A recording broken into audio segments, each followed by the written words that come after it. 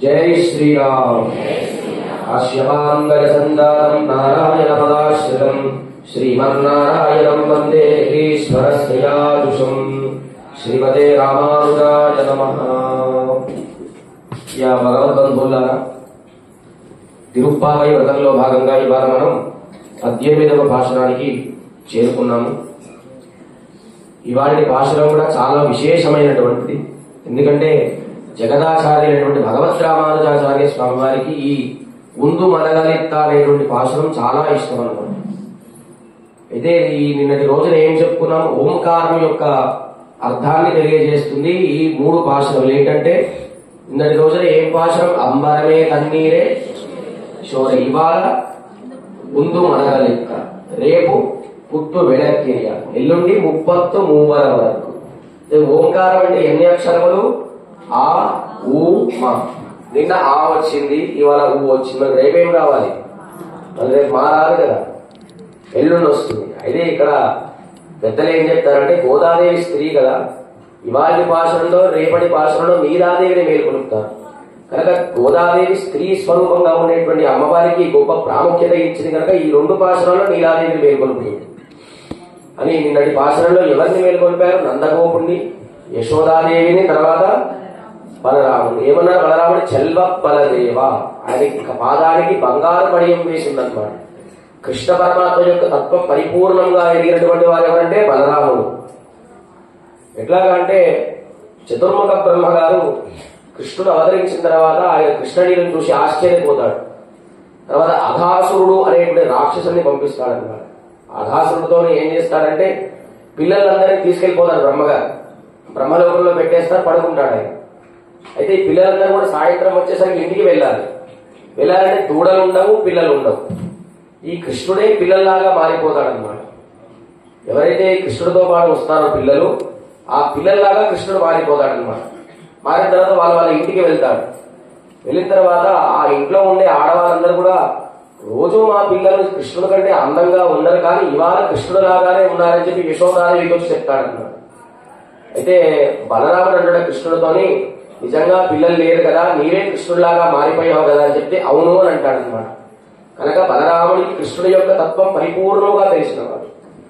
ఎందుకు బలరాముడికి అంత గొప్పతనం అంటే కృష్ణుడు కూడా ఆయన పాదాలని నొక్కేవాడు అనమాట. వాళ్ళందరూ కూడా ఆటలాడి అలిసిపోయినప్పుడు ఒక చెట్టు కింద విశ్రాంతి తీసుకునేవాళ్ళు అనమాట. ఆ చెట్టు ఏం చేసేదంటే చెట్టు ఆకులన్నీ కూడా బలరాముడి కాళ్ళకి తాగేవన్నమాట. ఏవి? ఆ చెట్టు ఉండే ఆకులు పండ్లన్నీ కూడా ఎవరి కాళ్ళు తాగేవి? బలరాముడి పాదాలు తాగేవి. ఎందుకంటే మాకు ఈ చెట్టు జన్మను వదిలించు, మంచి జన్మను అనుగ్రహించని చెప్పి కృష్ణుడు పాదసేవ చేస్తుంటే బలరాముడి యొక్క పాదాలకి పండ్లు తగిలితే ఏమిటి అర్థం అంటే మాకు ఈ చెట్టు యొక్క జీవితాన్ని వదిలించేసి మంచి జీవితాన్ని అనుగ్రహించని చెప్పి చెట్లు బలరాముడి కాళ్ళు తొక్కేవారు. అందుకనే చెల్వ బలదేవ. అప్పుడు కృష్ణ పరమాత్మ కూడా బలరాముని ఆది పురుషుడివి అంటాడనమాట. అసలు ఎవరు ఆది పురుషుడు? సాక్షాత్తు శ్రీమన్నారాయణ ఆది పురుషుడు. కానీ కృష్ణుడు బలరాముని నీవు ఆది పురుషుడు అంటే ఎందుకు ఆది పురుషుడు అంటే కృష్ణుడు కర్మని చేయించేవాడు, బలరాముడు కృపను చేయించేవాడు.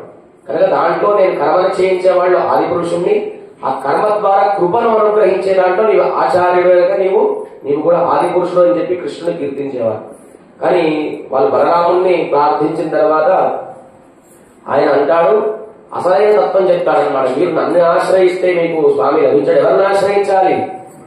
నీలాదేవి యొక్క భవనంలో కృష్ణ పరమాత్మ మొదటి శ్లోక నీలాతుంగ స్తనగిరిదటి సుప్తం ఉద్బోధ్య కృష్ణం. ఆ నీలాదేవి యొక్క వక్షస్థలంపై ఆయన పడుకున్నాడు. ఆ నీలాదేవిని ఆశ్రయిస్తేనే మీరు స్వామిని పొందగలుగుతారు. నేరుగా స్వామిని ఆశ్రయిస్తే ఏమవుతుంది? శూర్పణఖ సీతాదేవి ఉన్న సమయంలో రాముడిని ఆశ్రయిస్తుంది. ఇప్పుడు రాముడు ఏం చేస్తాడు? కేవలం ముక్కు చెవులు కోసి మాత్రమే పంపిస్తాడు.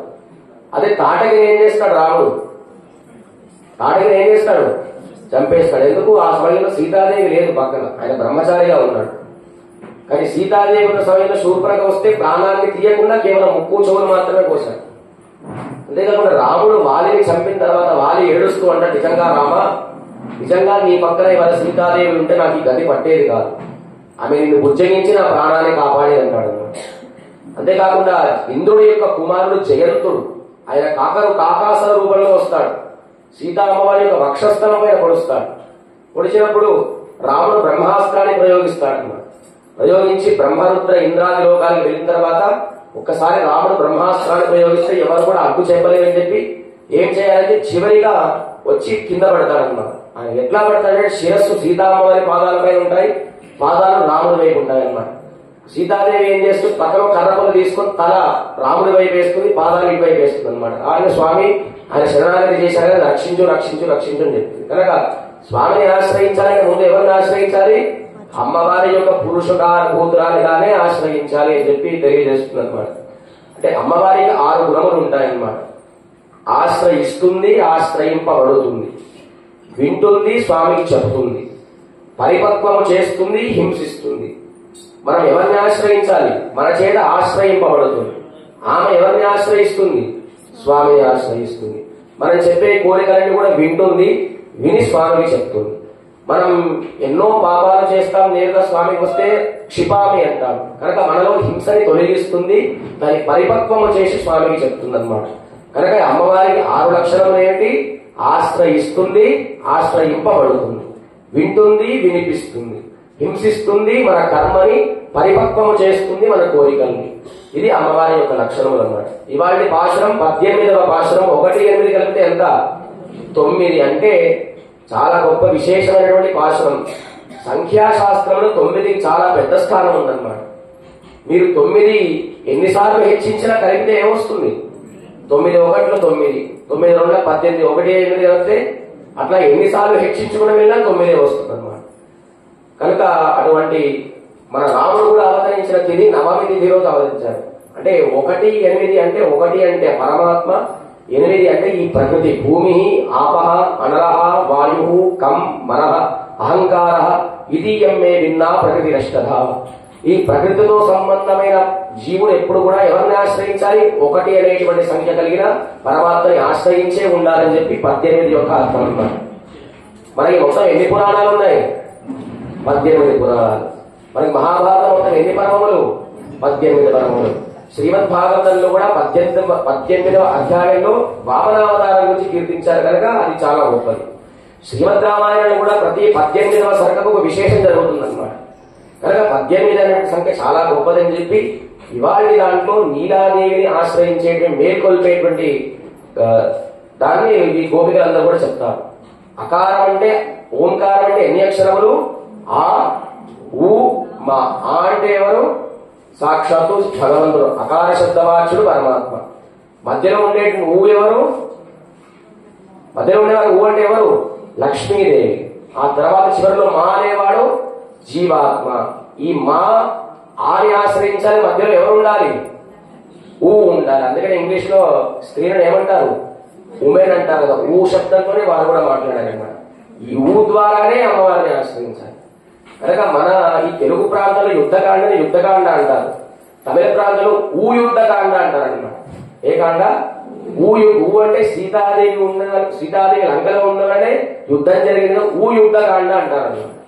కనుక ఊ అంటే లక్ష్మీ స్థానం, ఆ లక్ష్మీ అమ్మవారి ద్వారానే మనం ఆశ్రయించాలి అని అంటున్నారు. అయితే లక్ష్మీ అమ్మవారిని ఆశ్రయించే ముందు ఎవరిని ఆశ్రయించాలి, ఆచార్య స్వరూపంగా ఉండి బలరాముని కీర్తించాలన్నమాట. అంతేకాకుండా ఎప్పుడు కూడా రాముడు కూడా లక్ష్మణుడు కూడా, సీతామ్మ గారు చెప్తుంది ఆంజనేయ స్వామి లంకకు వెళ్ళినప్పుడు రామానుజం లక్ష్మణ పూర్వజంచ. ఎప్పుడు కూడా లక్ష్మణుడికి రాముడి సంబంధంతోనే కలిపేది. రామానుజం లక్ష్మణ పూర్వజంచ, లక్ష్మణుడు రాముడి యొక్క తమ్ముడు, రాముడి యొక్క తమ్ముడు లక్ష్మణుడు, ఆ సంబంధంతోనే పిలిచేవారు. కనుక విభీషణుడు కూడా సీతాదేవి అనుగ్రహం చేతనే రాముడిని దర్శించాడు, శరణాగతి పొందాడు. అసలు విభీషణుడు లంకాపట్టణుడు సీతామ్మవారు ఎక్కడ దర్శించాడా, ఎక్కడ కూడా దర్శించలేదు. కానీ మరి పెద్దలు ఏం చెప్తారంటే, తమ్ముడు మాట వినని అన్న వచ్చి తమ్ముడు మాట వినే తమ్ముడి దగ్గరకు వచ్చాడనమాట. విభీషణుడు అన్న, రావణాసురుడు తమ్ముడు. ఈ అన్న చెప్పి ఎప్పుడు మాట వినేవాడు కాదు రావణాసురుడు. కానీ ఈ లక్ష్మణుడు అన్న చెప్పిన మాట వినే వాడి దగ్గరికి అన్న చెప్పిన మాట వాడు విభీషణుడు వచ్చి కలిశాడని చెప్పి అంటారనమాట. అయితే విభీషణుడు ఎప్పుడు కూడా రావణాసురుడు చెవులో సీతామ్మ గారిని వదిలే వదిలే వదిలే వదిలే అని చెప్తాడు. ఈ ఇంకొక చెవులో యముడు వస్తాడు, వదలకు వదలకు వదలకు అని చెప్తాడు. కనుక విభీషణుడు హితబోధ చేస్తాడు. అది సీతామ్మగారికి ఎట్లా తెలుస్తుందంటే ఆ విభీషణుడు కుమార్తె పేరు అనల. ఆ అనల వచ్చి సీతాదేవికి చెప్పేదన్నమాట, మా నాన్నగారు ఎప్పుడు కూడా మిమ్మల్ని వదిలేయమని చెప్తున్నాడు, కానీ ఆ రావణాసు ఒప్పుకోవట్లేదని చెప్తే ఒక్కసారి లక్ష్మీ అమ్మవారి యొక్క సీతానుగ్రహంతో ఆకాశానికి ఎగురుతాడు, రాముడి దగ్గర శరణాగతి పొందుతారు, రాముడి యొక్క దాంట్లో చేరిపోతాడు అన్నమాట. అటువంటి లక్ష్మీ అమ్మవారి యొక్క అనుగ్రహం చేతనే స్వామిని ఆశ్రయించాలి. అంతేకాకుండా చూడండి, ఆంజనేయ స్వామి సముద్రాన్ని లంఘనం చేసే ముందు రాముడి ఆయన ఉంగరం ఇస్తాడు, అవునా కాదా? సీతామ్మవారికి ఇవ్వమని చెప్పి రాముడు ఉంగరం ఇస్తాడు. ఇచ్చినా ఎన్ని కష్టాలు పడతాడు, సముద్రాన్ని దాటుతాడు, మధ్యలో సురస వస్తుంది, వాళ్ళు వస్తారు, మధ్యలో లంకిని వస్తుంది, రాత్రంతా రావణాసురుని చూసి భయపడుతూ భయపడుతూ భయపడుతూ వెళ్తాడు. చివరిలో అశోకవనంలో శిశుపావృక్షం పైన కూర్చుంటాడు. కూర్చున్న తర్వాత రావణాసురుడు వస్తాడు. వచ్చిన తర్వాత సీతామ్మవారు రావణాసురుడు హితబోధ చేస్తుంది. ఆ మాటలు ఆంజనేయ స్వామి పైన అనుగ్రహించాయన్నమాట. ఈయన సీతామ్మవారి దగ్గర దర్శించక ముందు నేను రామ దూతను అంటాడు. ఒక్కసారి సీతామ్మవారి ఉంగరం ఇచ్చిన తర్వాత దాసోహం అంటాడు అన్నమాట. సీతాదేవి దగ్గర రాకుండా నేను రామదూతను అంటాడు. సీతాదేవి దగ్గర వచ్చిన తర్వాత దాసోహం అంటాడు. అప్పుడు నేను రామదాసునే అంటాడు అనమాట. అయినా కూడా ఏమవుతుంది, ఆయన తోకకు నిప్పు పెడతారనమాట. ఇదే సీతామ్మవారిని మరలా దర్శించి రాముడి దగ్గరికి వెళ్ళిన తర్వాత ఏం చేస్తాడు, రాముడు గట్టిగా హద్దుకుంటాడు. కనుక మనం కూడా లక్ష్మీ అమ్మవారిని ఆశ్రయించి కూడా రాముడిని ఆశ్రయిస్తే మన తోకలు కూడా గాలి చేస్తాడు. అదే లక్ష్మీదేవిని ఆశ్రయించి అమ్మ స్వామిని ఆశ్రయిస్తే మన హద్దుకుంటాడు. కనుక ఇవాళ భాషలో నీలాదేవిని మేలుకొల్పి తర్వాత కృష్ణుడిని మేలుకొల్పుతామని చెప్పి వీళ్ళందరూ కూడా నందగోపవనంలో ఉండేటువంటి ఒక భవనంలో కృష్ణుడు ఏకాంతంగా నిద్రిస్తున్న నీలాదేవి వక్షస్థలం పైన ఈ గోపికలందరూ కూడా బయటికి వెళ్లి ఏ విధంగా మేలుకొల్పుతారో తెలుసుకున్నాం. ముందు మదగలెత్త నోడాదోల్వలియం నంద గోపాలన్ మరుమగలే నప్పిన్నాయ్. శ్రీవైకుంఠంలో పరమపదంలో స్వామి శ్రీదేవి, భూదేవి, నీలాదేవిగా ముగ్గురు అమ్మవార్లతో వేంచేసి ఉంటాడు. ఎక్కడ? శ్రీవైకుంఠంలో. ఆ శ్రీదేవి, భూదేవి, నీలాదేవిలే కృష్ణుడికి రుక్మిణిలాగా, రాముడికి సీతలాగా, వరాహావతారంలో భూదేవిలాగా వీరు ముగ్గురు కూడా అవతరించారన్నమాట. ఇక్కడ నప్పిన్నై అంటున్నారు. తమిళ భాషలో నప్పిన్నై అంటే నీలాదేవి అన్నమాట. ఇది ఏం చెప్తున్నారు? ముందు మదగలిత నోడాద తోలువరియన్, మంచి బాగా బలంగా ఉండేటువంటి ఏనుగులు ఉన్న నందగోపురి యొక్క కోడల అంటున్నారు. ఏమంటున్నారు? బాగా బలిష్టంగా బాగా మదంగా ఉండేటువంటి ఏనుగులు కలిగిన నందగోపాల యొక్క కోడల అంటున్నారు. ఆ నందగోపుడు కూడా ఎటువంటి వారంటే ఏనుగులతో యుద్ధం చేసేవాడు అనమాట. అసలు నందగోపవనంలో ఏనుగులు ఉంటాయండి ఎక్కడైనా? ఆవులు ఉంటాయి, దూడలు ఉంటాయి, మహా అంటే మేకలు ఉంటాయి.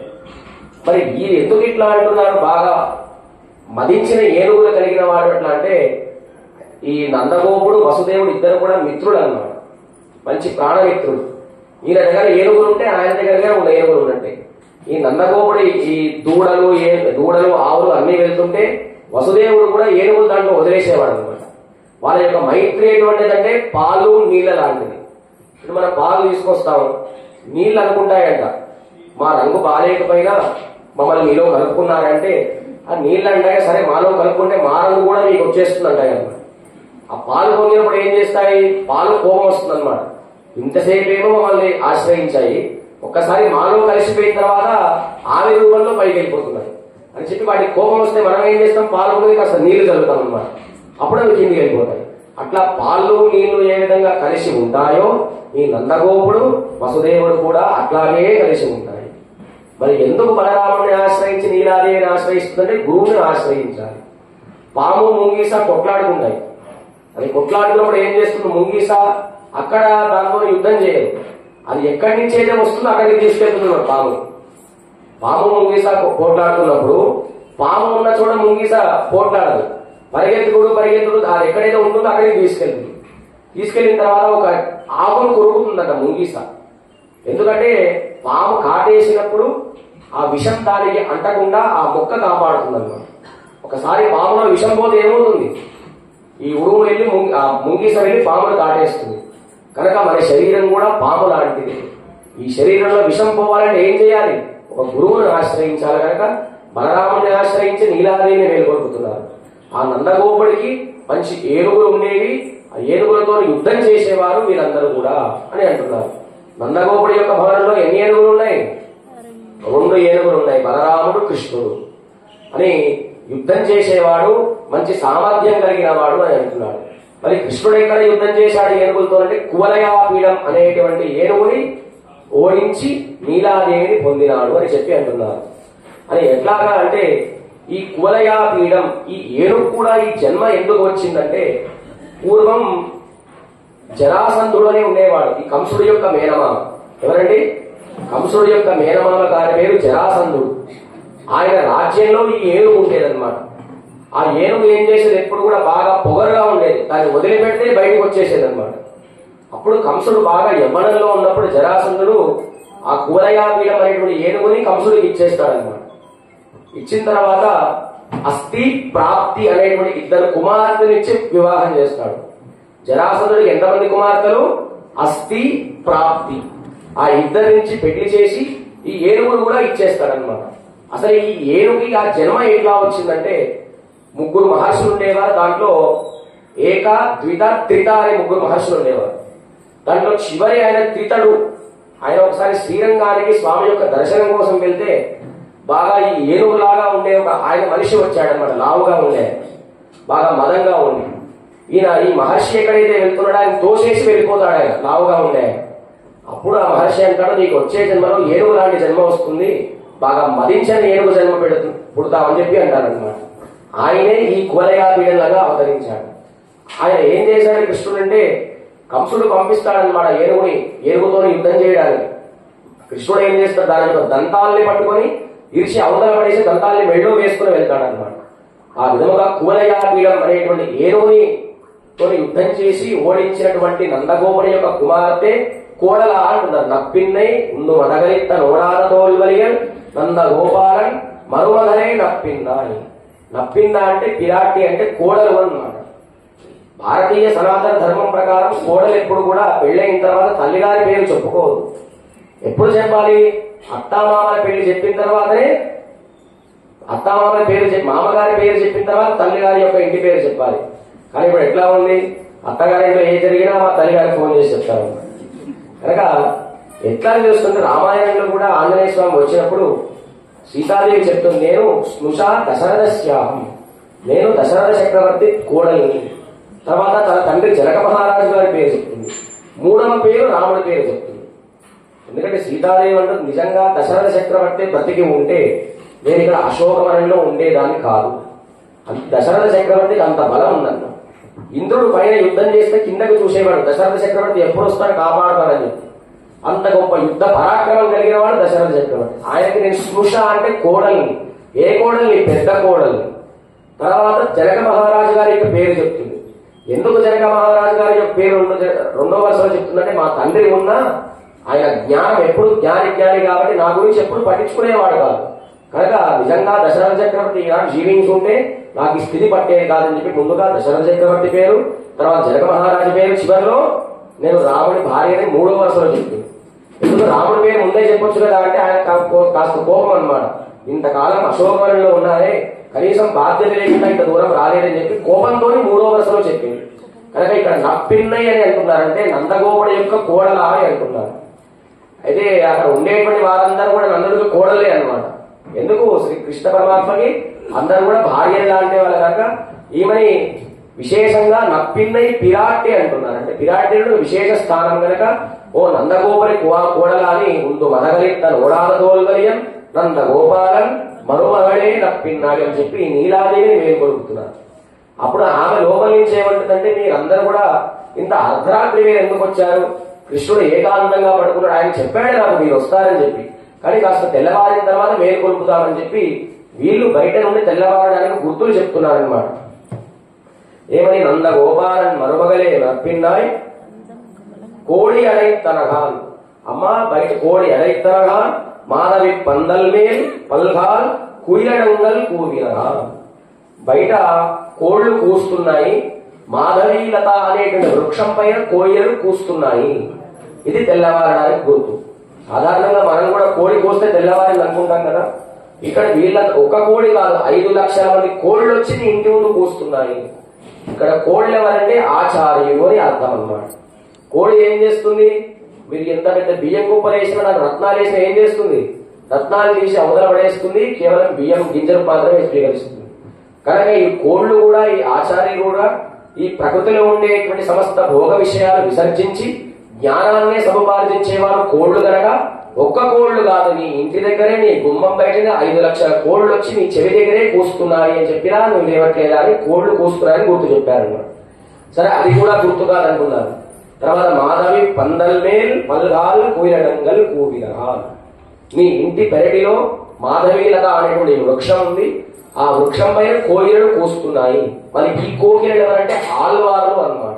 కోళ్ళు ఎవరు? ఆచార్యులు. ఇక్కడ కోయిలలు ఎవరంటే ఆల్వార్లు. ఎంతమంది ఆల్వార్లు ఉన్నారు వారి గోష్ఠిలో? 12 మంది ఆల్వార్లు. వేదసారమైనటువంటి దివ్య ప్రబంధాన్ని అనుసంధానం చేస్తే నీకు నిలబడట్లేదా అని అంటున్నారు అన్నమాట. అయితే మాధవి అంటే సాక్షాత్తు లక్ష్మీదేవి, విష్ణుమూర్తి యొక్క భార్య అన్నమాట. అక్కడ చెట్టు ఏమో నారాయణుడు, లత ఏమో లక్ష్మీదేవి. ఆ నారాయణ అనేటువంటి లత పైన, చెట్టు పైన లక్ష్మి అనేటువంటి మాధవి అనేటువంటి కోయిల కూర్చుంది. ఆమె కూస్తున్నా నీకు వినిపించడం లేదా అని అంటున్నారు. ఇక్కడ కోకిల అంటే ఎవరు? ఆల్వార్లు అన్నమాట. కోకిల ఏం చేస్తుంది?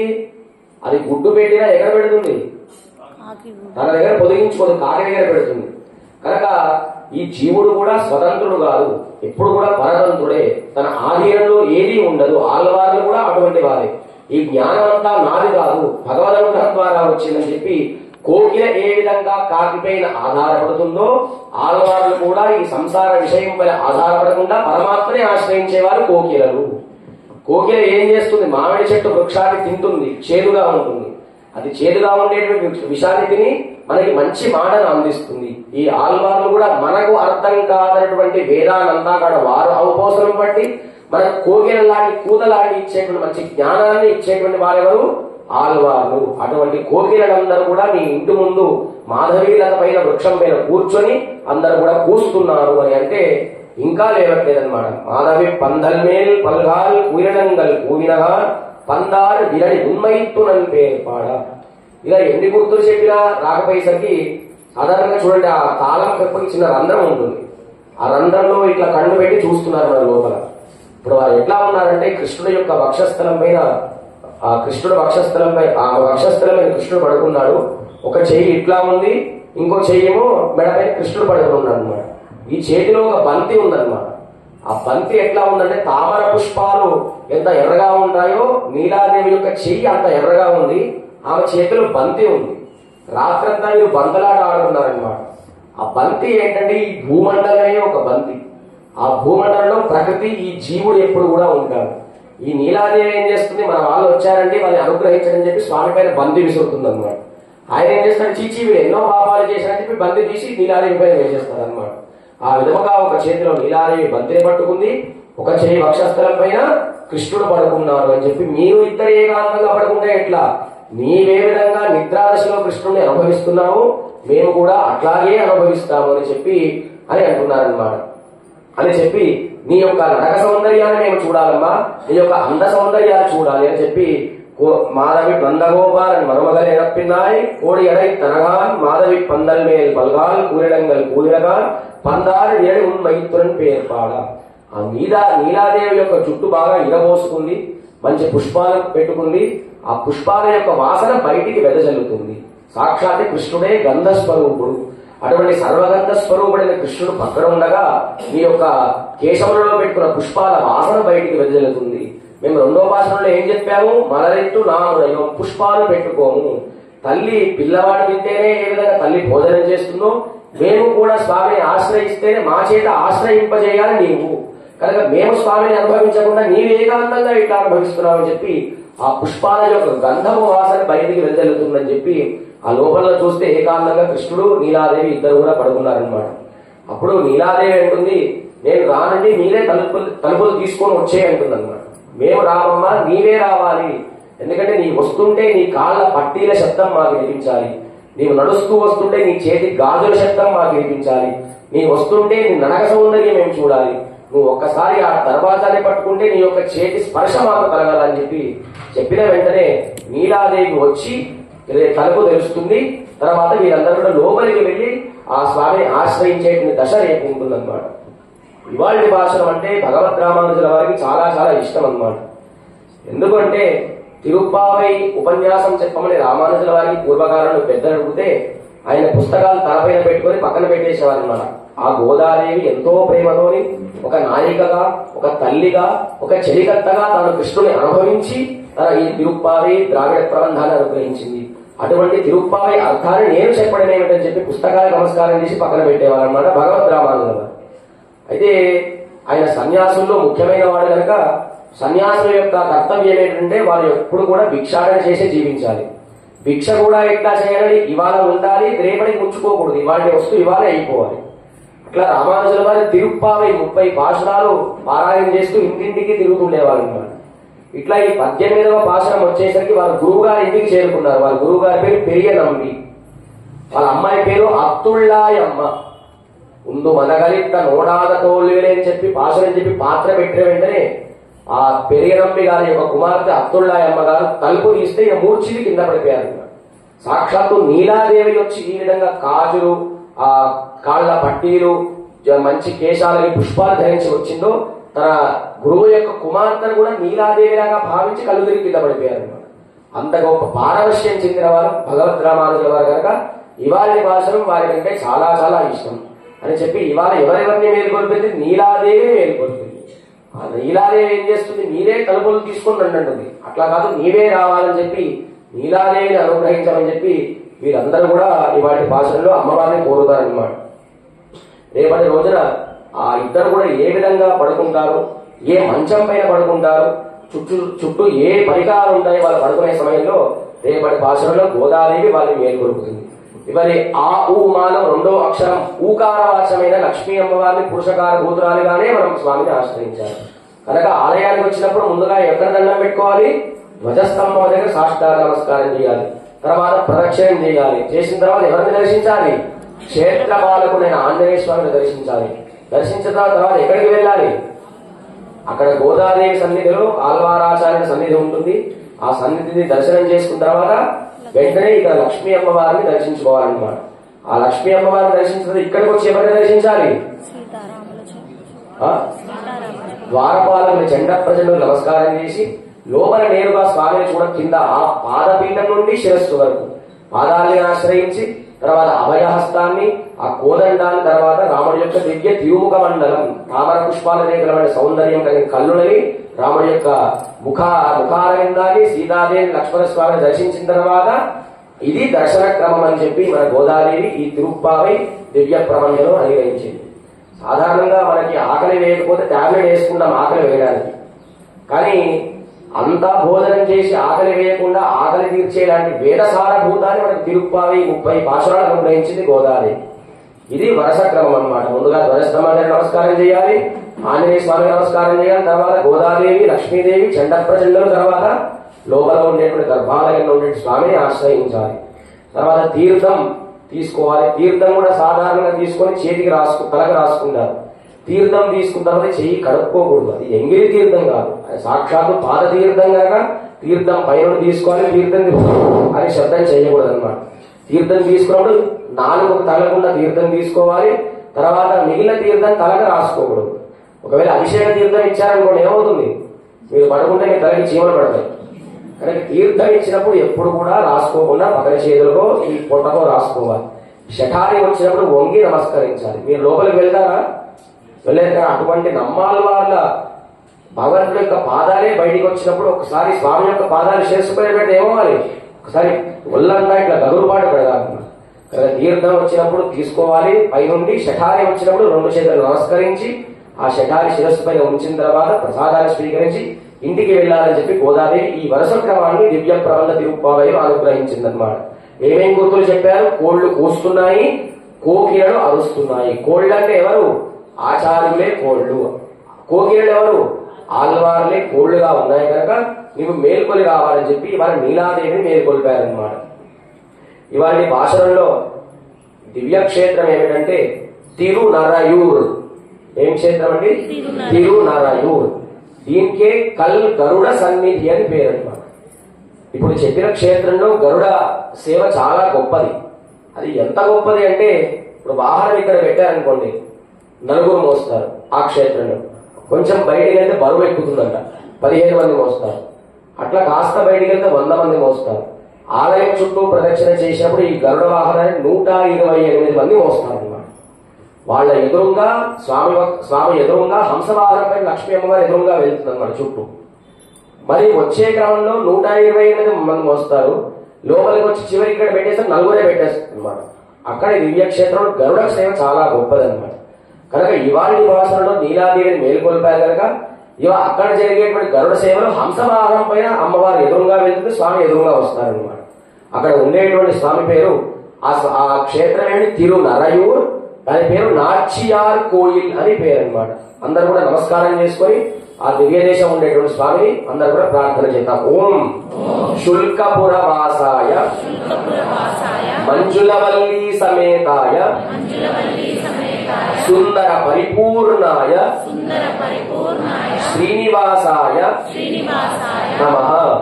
శుల్కపురవాసాయ మంజులవల్లి సమేతాయ సుందర పరిపూర్ణాయ శ్రీనివాసాయ నమః. ఈ దివ్యక్షేత్రం పేరు తిరునరయూర్. దానికే కల్ గరుడ సన్నిధి, నాచియార్ కోయిల్ అని 3 నామధేయములు. ఇక్కడ చాలా విశేషం ఏమిటంటే గరుడ సేవ చాలా విశేషం. ఆండాల్ దివ్య తిరువడిగలే శరణం. రాముడు పక్కన లక్ష్మణుడు ఎప్పుడు అట్లా నిత్యంగా స్థిరముగా ఉంటారో మనము కూడా అట్లా ఉంటామన్నమాట. ఎందుకంటే రామచంద్ర ప్రభు అరణ్యవాసానికి వెళ్లే ముందు అందరికీ చెప్తాడనమాట, భరతుడు శత్రుఘ్నుడు జాగ్రత్తగా చెప్తారు. ఈ బయట లక్ష్మణ స్వామి నిల్చుంటాడు, అంటే నా పేరు చెప్పలేదంటే నేను ఖచ్చితంగా రాముడితోనే వెళ్తున్నట్టు ఆయన నిశ్చయించుకుంటాడు. కానీ వచ్చి లక్ష్మణుడితో చెప్తాడు, నీవు కూడా ఇక్కడే ఉండు, శత్రుఘ్నుడి వాళ్ళందరూ కూడా బాగా చూసుకోవాలంటే అప్పుడు వెంటనే రాముడు పాదాలపై గట్టిగా పట్టుకుంటాడు ఆ లక్ష్మణ స్వామి. పట్టుకుని సీతా అమ్మవారిని చూస్తాడు. పై గట్టిగా పట్టుకున్నాడంటే రాముడి కాళ్ళకి నొప్పి కలిగించాలిగా పట్టుకున్నాడు కాదు, బయటి గట్టి కాదు, లోపల గట్టిగా పట్టుకున్నాడు. పట్టుకుని రాముడిని చూడలేదు ఆయన లక్ష్మణుడు, పై నేరుగా సీతాదేవిని చూశాడు అనమాట. కనుక అమ్మవారి యొక్క అనుగ్రహం ఉంది కనుకనే 14 సంవత్సరాలు రాముడి సేవ చేసేటువంటి భాగ్యం దక్కింది లక్ష్మణ స్వామి. కనుక మనం అందరం కూడా లక్ష్మీ అమ్మవారి యొక్క పురుషకారభూతురాలుగానే స్వామిని ఆశ్రయించాలని చెప్పి ఇవాటి భాషలో నీలాదేవిని మేలుకొల్పింది మన గోదాగోష్ఠి అంతా కూడా. అందరూ కూడా ఈ లోపల కృష్ణుడు ఏ విధంగా నీలా అమ్మవారి యొక్క వక్షస్థలం మీద పడుకున్నాడో అటువంటి సన్నివేశాన్ని మీ మనసులో జ్ఞాపకం చేసుకుంటూ లోపల రామచంద్ర ప్రభుకి అందరూ కూడా మంగళ నీరాజనాన్ని సమర్పించాడు. జై శ్రీరామ్. அருள்பார் சூடி கொடுத்தனாச்சியார்கள் கோவிந்தா. महादेव्यै च विद्महे श्रीभूसख्यै च धीमहि तन्नो लीला प्रचोदयात्.